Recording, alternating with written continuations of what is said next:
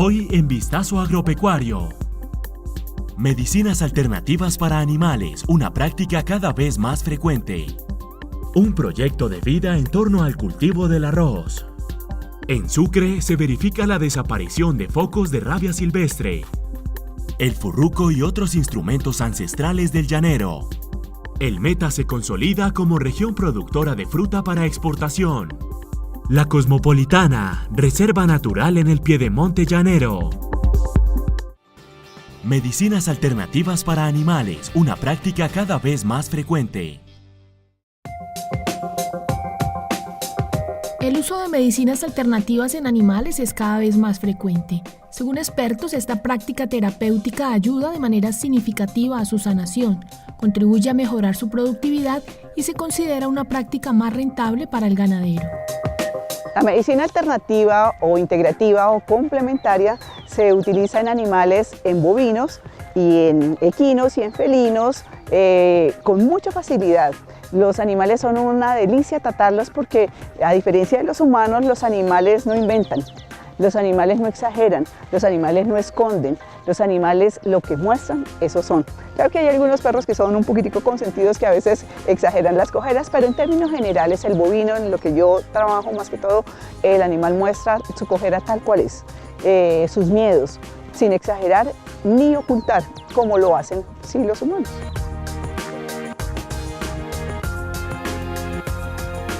Es una manera diferente de hacer el abordaje clínico en donde se toman los síntomas de una manera muy sencilla, lo más idéntico a lo que uno está viendo. Si la cojera es de la mano derecha, en tiempo húmedo, si se agrava, bajo qué circunstancias, en la mañana, en la tarde, si hay inflamación, si hay calor, si hay frío.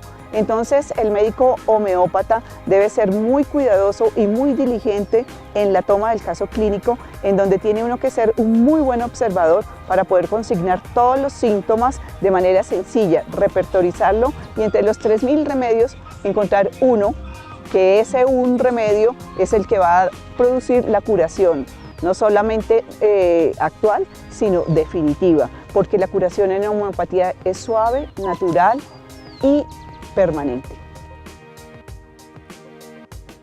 Nosotros hacemos, sobre todo en pacientes en donde las lesiones son osteomusculares y en pacientes mayores, en animales adultos, en donde ya el daño es muy importante, ya procesos degenerativos, utilizamos la acupuntura, la terapia neural como una herramienta muy valiosa para modular el dolor y paliar el dolor en pacientes. Yo les recomendaría a los ganaderos que vieran a sus animales no como objetos útiles, sino como seres vivos que sienten, que tienen celos, que tienen miedos. Son animales sensibles. Entonces, esta medicina, su valor máximo es el síntoma mental. El síntoma mental es de valor máximo, acompañado de los síntomas físicos o los síntomas orgánicos. Entonces, no solamente es más económica, un 6%, de costo en proporción con la alopatía, es fácil de dar, no daña el medio ambiente con las deyecciones que van llenas de químicos y destruyen cucarrones o una flora importante que ayuda a controlar de manera biológica las plagas, es fácil de suministrar, es lo mejor. Como alguien dijo por ahí, es la mano de Dios en un frasquito. Un proyecto de vida en torno al cultivo del arroz.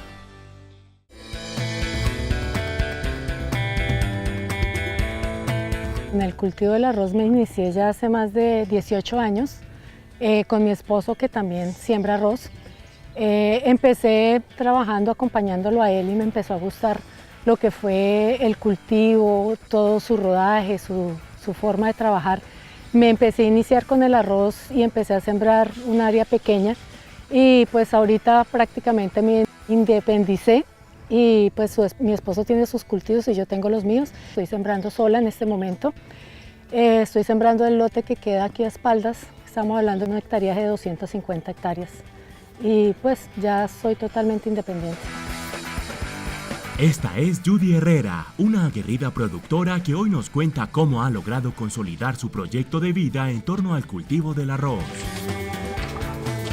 Bueno, nosotros todo el tiempo y toda la trascendencia que hemos tenido en el arroz siempre hemos estado al lado de la federación, siempre hemos contado con el respaldo y cuando comenzó el programa de ANTEP, comencé yo a pedir y a ir a las informaciones que daban, los cursos que dictaban, me empezó a interesar y empecé a aplicar lo que en la federación nos estaban diciendo. Conté con la asesoría técnica de los ingenieros, conté con los equipos que en un principio me prestaron para empezar a trabajar y conocer las bondades de cada equipo y pues así fue como me inicié con el proyecto. Cuando yo comencé a sembrar acá, yo no contaba sino solamente con un tractor que tenía sus implementos nada más, pero pues siempre un lote tan grande de 250 con un solo tractor me quedaba complicado y empecé a implementar. Lo siguiente que compré fue el Braselio.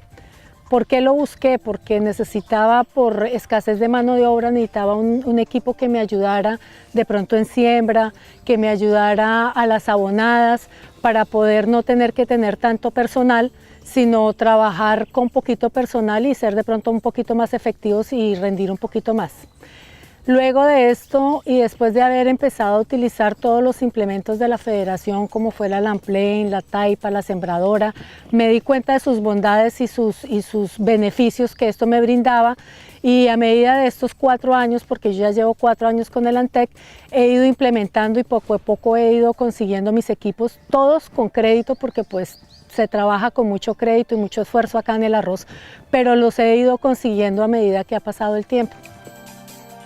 Pero ¿cómo le ha ayudado el Antec a fortalecer su empresa agrícola? Pues porque se ha dado rendimientos, he tenido buenos rendimientos y he bajado costos, entonces me permiten poder tener un margen y de igual manera de pronto uno debe invertir en lo que uno está trabajando, ¿no? De pronto hay mucho agricultor que termina una buena cosecha o tiene algún margen y invierte en otra cosa diferente a su trabajo. Yo he tomado la opción de invertir en mi trabajo para poder seguir siendo eficiente en mis labores. Cuando comenzamos Antec, nosotros empezamos con un porcentaje más o menos de un 10% por debajo de los costos de las demás personas, cuando comenzamos a implementar el proyecto. A medida que fue transcurriendo el tiempo y han pasado los años y a medida que yo he podido adquirir los equipos, he visto que el porcentaje ha aumentado más o menos hasta un 25-28% de reducción de costos por el tener los equipos versus oportunidad para poder trabajar en el momento que es. La planificación es algo fundamental y necesario. Si estamos planificados, vamos a lograr unos excelentes resultados.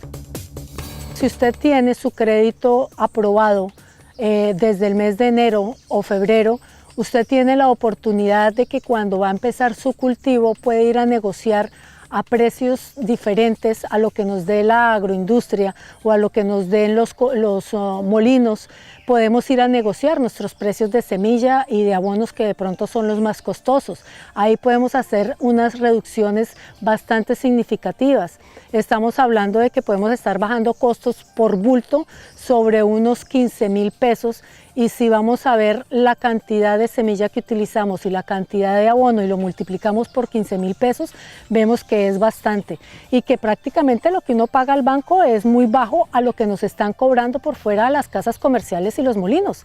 Entonces, aparte de eso, también podemos tener nosotros poder de negociación, que es lo que nos ha marginado durante mucho tiempo. ¿Por qué? Porque nosotros hemos tomado los créditos o los insumos o las semillas, los abonos de las casas comerciales, de los molinos, y en el momento que llega nuestra cosecha tenemos que entregar nuestro producto al precio que ellos nos quieran pagar, porque nosotros no tenemos poder de negociación porque estamos endeudados con ellos, pero si nosotros tomamos créditos con los bancos, podemos primero bajar costos en cuanto a la compra, porque la compra de contado a la compra de crédito es totalmente diferente. Y segundo, podemos tener poder de negociación. No tenemos que entregar el producto a quien y como no lo quiera pagar, podemos negociarlo al precio que nosotros creamos que es el justo. Y por ejemplo, acá en el Casanare, gracias a Dios, tenemos la planta en Pore. Nosotros podemos llegar con nuestro producto hacia la parte final, que es poderlo sacar en blanco. Si nosotros no tenemos las deudas ni tenemos quien nos esté acosando por pagar, nosotros podemos aguantar, podemos llevar nuestro producto a planta Pore y podemos sacar unos beneficios sobre el 25-28%. Yo he hecho el ejercicio y los invito a todos, que el ejercicio es bastante bueno. Deberíamos planificarnos después de la cosecha, ¿con qué? Empezar con nuestra maquinaria.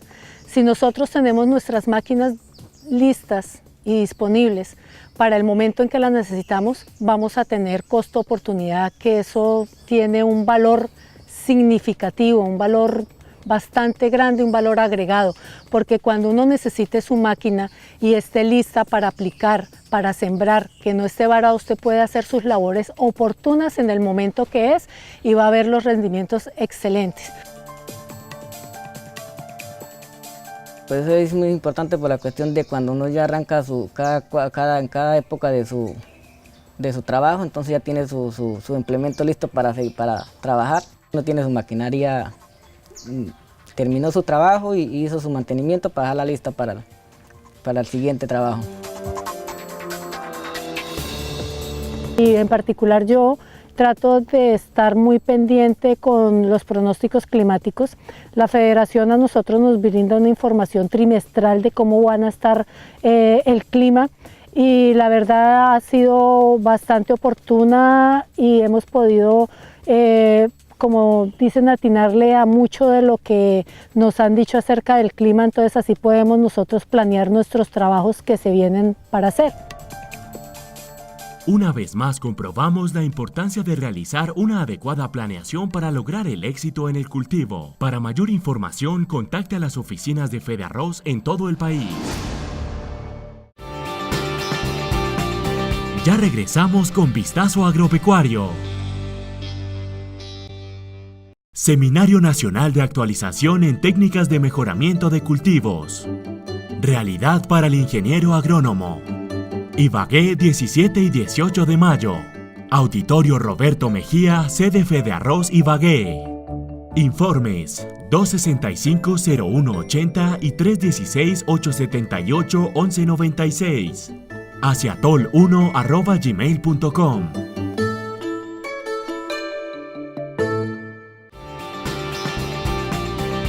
Continuamos con Vistazo Agropecuario. En Sucre se verifica la desaparición de focos de rabia silvestre.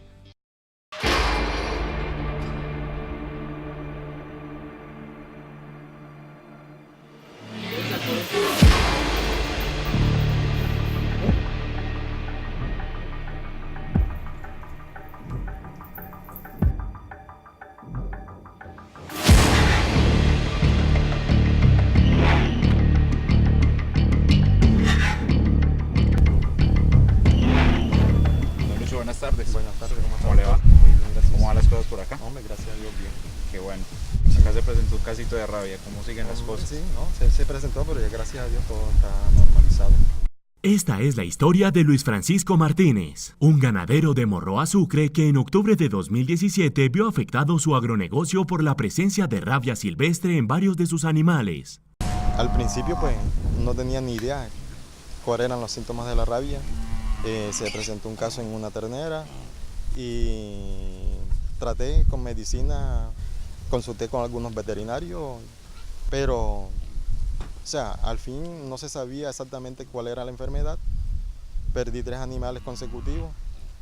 Cuando ya se habían perdido 3 animales, pues consulté al ICA y fue cuando me vinieron a dar la ayuda, la asistencia técnica. Hay que tener en cuenta que el departamento de Sucre es un departamento endémico, estamos en una zona endémica para rabia silvestre, entonces debemos adelantar acciones continuas. ¿En qué consisten estas acciones?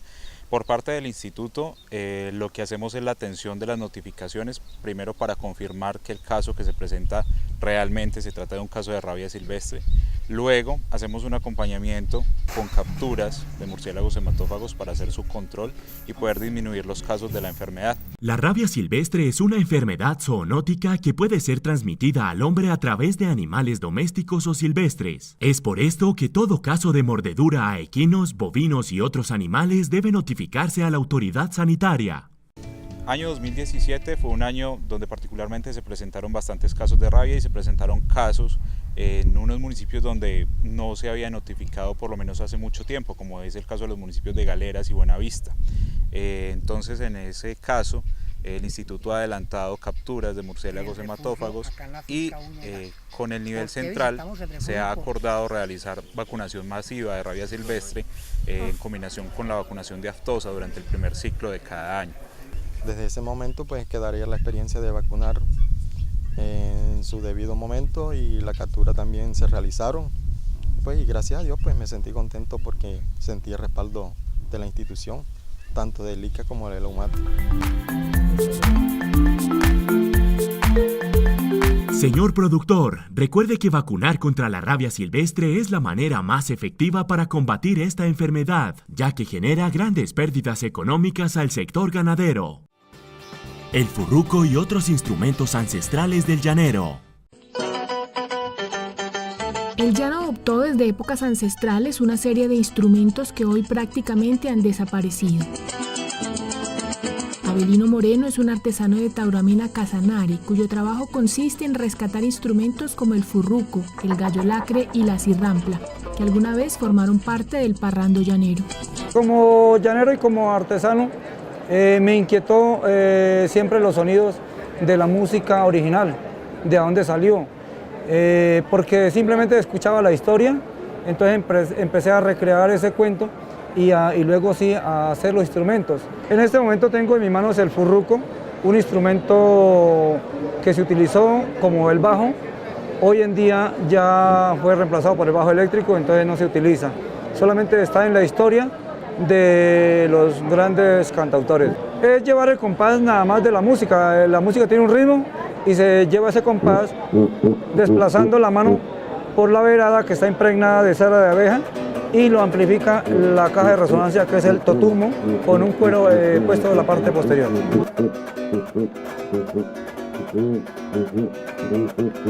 Entre los instrumentos de percusión como el furruco está el gallo lacre. En el llano hay un pajarito que camina sobre la junca, sobre el boro o el pastizal que hay, con unos dedos muy largos, un zancudito, y cuando se levanta, se asusta, da un canturío, como que se levanta.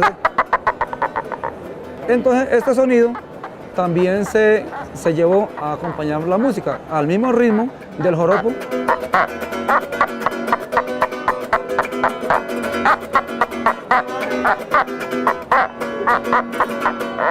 La cirrampla es un instrumento también muy extinto, antiguo, que se dio a conocer solamente con esta cuerda. Anteriormente se alaba con una parte de la boca y al abrir la boca era la pequeña caja de resonancia. Seguía teniendo la tensión acá, una clavijita de madera, una vara muy liviana. Entonces, como artesano, pues pensé que podría colocársele una cajita de resonancia propia, una boca propia, para que no fuera personal. Si yo lo saco de la boca acá, nadie más lo va a tocar.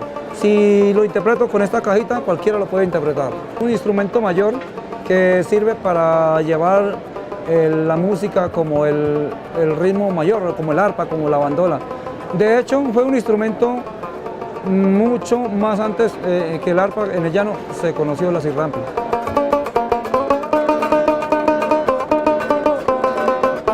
La diferencia de este cuatro a los otros. Sigue teniendo las 4 cuerdas, sí, claro. Pero hay un tema que es, anteriormente en el llano no llegaban los instrumentos cuando uno quería, por cuestión de transporte, de logística, no llegaban. Entonces había que idearse el instrumento y entonces empecé a fabricarlos en totumo. La cajita de resonancia en totumo y el resto de la distribución ya la da de acuerdo a la medida que tenga el taparito. Me interesa es que la gente capte el mensaje, que entiendan que la música llanera tiene una raíz y que tiene un origen y que de allá salió y hoy en día ha evolucionado, pero que nosotros no podemos olvidarnos del principio.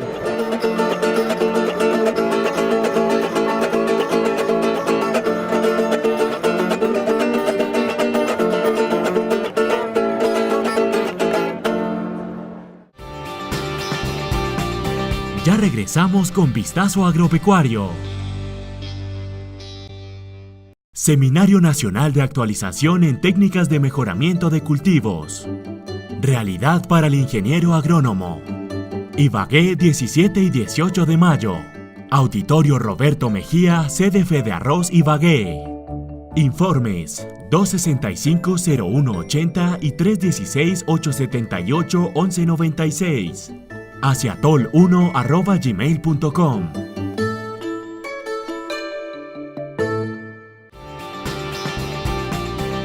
Continuamos con Vistazo Agropecuario. El Meta se consolida como región productora de fruta para exportación.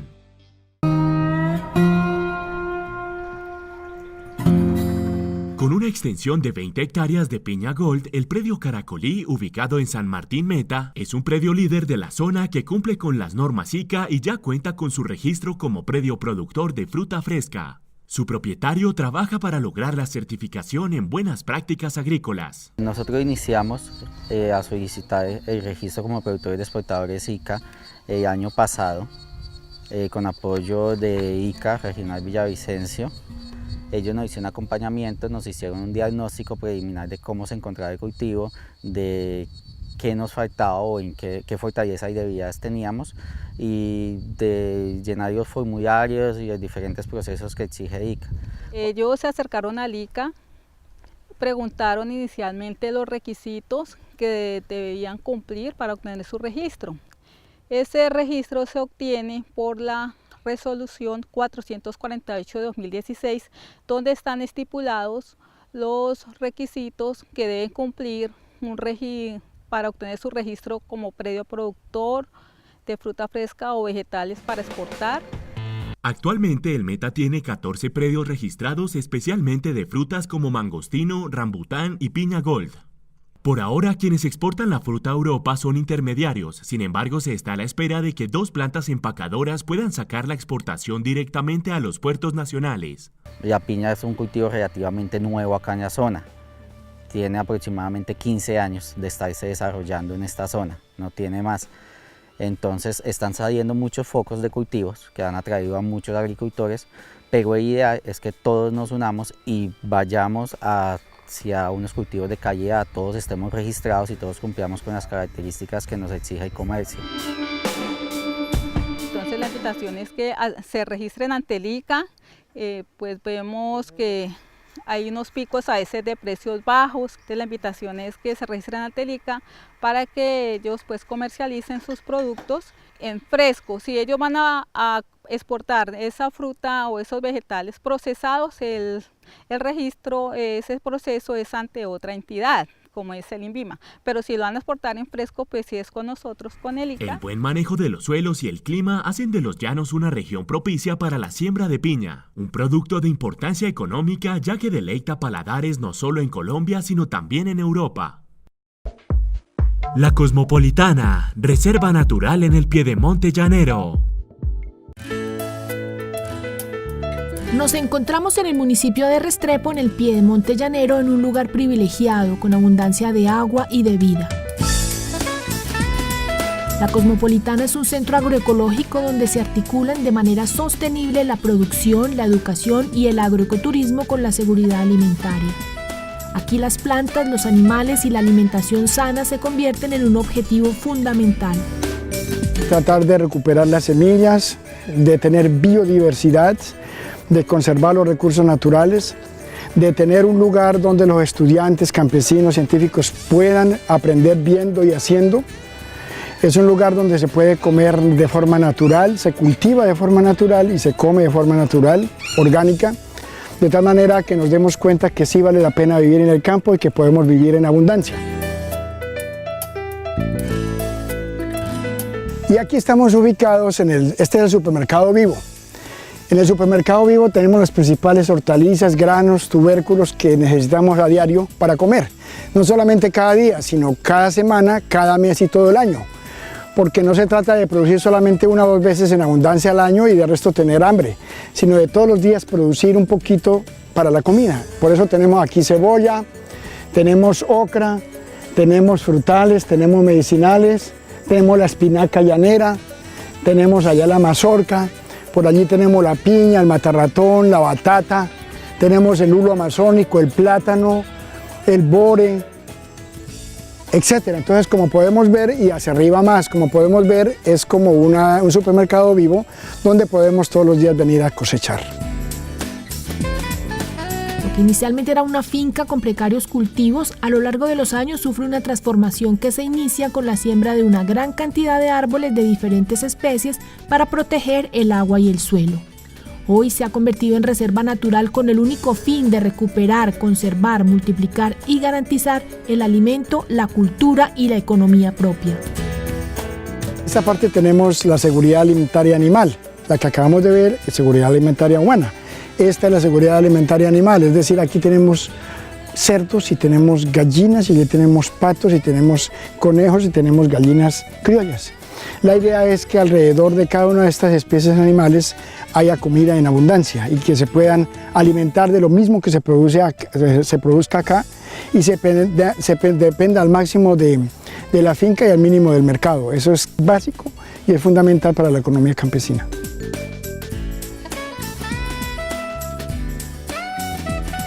Este nacedero es fuente de proteína y bueno, alimento para los cerdos.